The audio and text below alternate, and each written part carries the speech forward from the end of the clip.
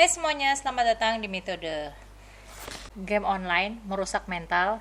Elon Musk dan Steve Jobs, siapa yang tidak mengenal mereka? Mereka adalah inovator dan mempunyai pemikiran-pemikiran maju, serta gamer. Tapi, apakah mental mereka rusak? Maybe. Game sekarang beda dengan game waktu gue masih kecil dulu. Dimana waktu gue masih kecil dulu itu mainnya ala-ala dingdong, pakai koin ya gocap dan cepek. Jangan tanya umur gue berapa. Gak penting. Dulu waktu zamannya dingdong itu ada game seperti Final Fight, Street Fighter, Raiden, Virtual Cop, dan ya game-game lainnya yang waktu zaman gue kecil dulu juga sama seperti ortu-ortu zaman sekarang. Dimana ortu-ortu zaman dulu itu juga ada yang berpendapat kalau game itu merusak mental.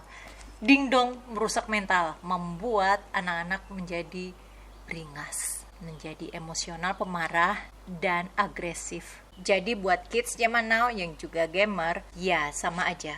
Ortu-ortu lo juga sama seperti ortu-ortu yang dulu. Yang kalau dipikir-pikir sih, siapa sih orang di dunia ini yang tidak pernah main game? Mungkin ada ya beberapa orang yang sama sekali nggak mengenali game elektronik semacam itu ya. Mungkin, tapi berapa banyak? Karena sepengetahuan gue, dari yang gue tahu aja nih, semuanya main game. Bedanya kalau game zaman now itu ada yang gratis dan ada juga yang berbayar. Kalau zaman gue dulu nih, namanya game itu ya setidaknya harus merogoh kocek. Kalau sekarang ya paling cuma modal gadget aja. Karena masih bisa pilih-pilih game mana yang benar-benar gratis atau game mana yang bayar. Kalau melihat perkembangan dari zaman ke zaman, apakah benar game itu memberi bad influence?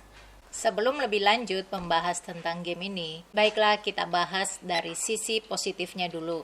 Main game menambah kreativitas. Menurut pengalaman gue pribadi, ya gue jadi lebih kreatif, gue jadi punya ide-ide bagaimana caranya dalam menambahkan sesuatu di dalam karya gue. Main game juga melatih refleks. Main game dapat meningkatkan percaya diri dan improve social skill. Itu tadi sisi positifnya. Bagaimana dengan sisi negatifnya?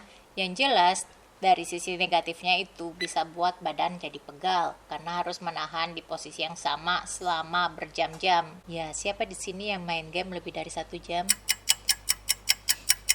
Lama, hitungannya lama. Tapi nanti akan gue bahas di sini. Ada sepupu gue yang jempolnya itu kalau diginiin bunyi klek klek klek karena menurut pengakuan dia bermain PS selama berjam-jam setiap hari. Sisi negatifnya lagi kurang tidur, seperti gue udah bahas di video gue yang kemarin yang kalian bisa nonton di sini ya. Dimana efek negatifnya bermain game adalah menjadi lupa waktu, jadi lupa ngelihat jam, sekarang udah jam berapa, ataupun kalau misalnya ngelihat jam pun berpendapat bentar lagi deh, habis ini, tahunya tiba-tiba sudah pagi.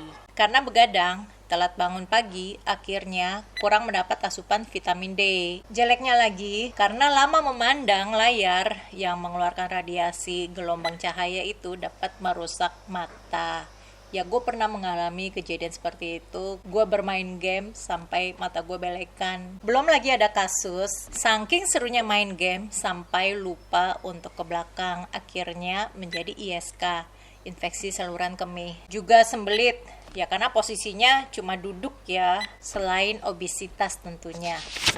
Karena kurang tidur, menjadi lebih mudah marah, gampang tersinggung. Saking jagonya nih main game ya karena berjam-jam itu main game tanpa henti, akhirnya menjadi percaya diri yang semakin bertambah akibatnya menjadi narsis. Dari narsis ini yang memiliki kecenderungan menjadi agresif. Fokus mata memburuk, walau ada juga beberapa survei yang mengatakan fokus mata menjadi lebih baik. Gue meragukan hal itu ya, karena gue mendapati beberapa anak pada zaman sekarang ini yang masih kecil sudah memakai kacamata. Jika dibandingkan pada saat gue waktu kecil dulu, jarang ada usia muda yang memakai kacamata. Ada beberapa sumber yang mengatakan gangguan motorik akibat bermain game ini. Kalau ini gue setuju, karena dapat berpengaruh ke motorik halus. Motorik halus akibatnya tulisan menjadi jelek. Kecanduan main game dapat menyebabkan konsentrasi berkurang, sulit fokus. Tadi ngomongin sisi positif dan negatifnya dari bermain game. Tapi apakah benar-benar seperti itu? Karena menurut penelitian yang dilakukan oleh Dr. Andrew Przybylski, tidak demikian. Beliau ini adalah psikolog eksperimental yang penelitiannya ini diterbitkan di jurnal Pediatrics. Ini efek positifnya. Hasil penelitiannya didapat yang bermain game kurang dari 1 jam setiap hari menunjukkan sisi positifnya di mana mereka lebih puas terhadap kehidupan mereka dan menunjukkan tingkat interaksi sosial yang positif. Juga paling sedikit memiliki masalah emosional. Cuma penelitiannya ini di sini nggak disebutkan secara spesifik game apa yang mereka mainkan. Karena rasa-rasanya game online lebih banyak berkontribusi buruk daripada game offline. Gue ada baca di Quora tentang kejadian di mana ada seseorang yang mengaku dia kalau hacker, dia suka bermain game dan dia berkenalan dengan pacarnya yang juga gamer. Jadi pada saat pacaran, si hacker ini bercerita kalau pacarnya ini selingkuh. Hingga pada saat dia memergoki pacarnya itu sedang online di WhatsApp, jadi dikontak lah, lo chatting sama siapa? Pacarnya pun mengaku kalau dia ada chatting dengan cowok lain yang dikenalnya di game online. Dan si hacker ini pun merasa kecewa dengan pacarnya yang telah ia pacari selama beberapa bulan, lalu ia pun memutuskan hubungan mereka itu.